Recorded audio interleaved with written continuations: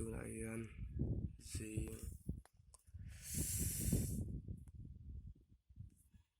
dar lile atan ve lile mi som tum panga nia ni jang ka mu hel theilowa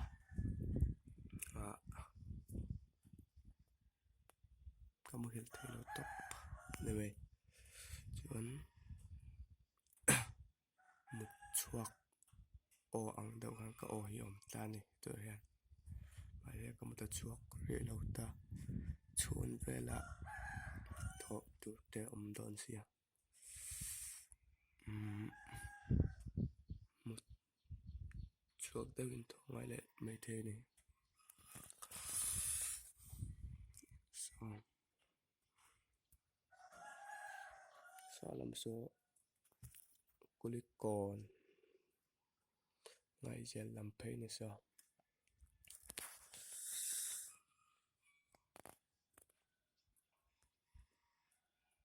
salam so sai khamakon ar khuang chu chuwa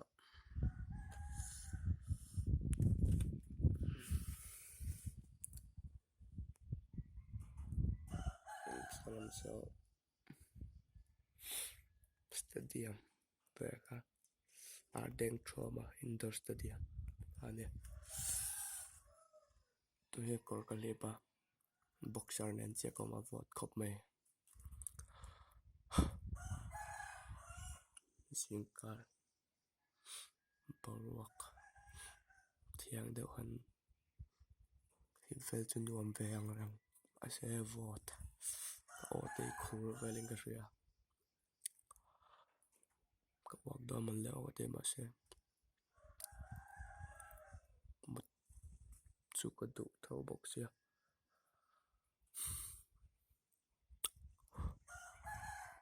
eta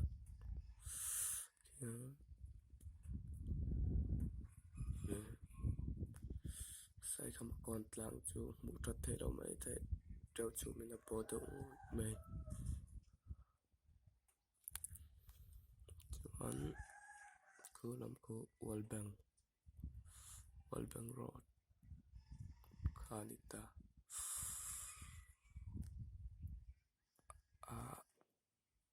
kanu le pate ka unau te ho te kangai lom le mai mai jing ye jing kar lung len ding khan chuan ka ti tur salo tuk in tin karun up ve pop maya lo riat tiam ram ka bai se munam lo ve pon mai thaya ba se ka lung leng ema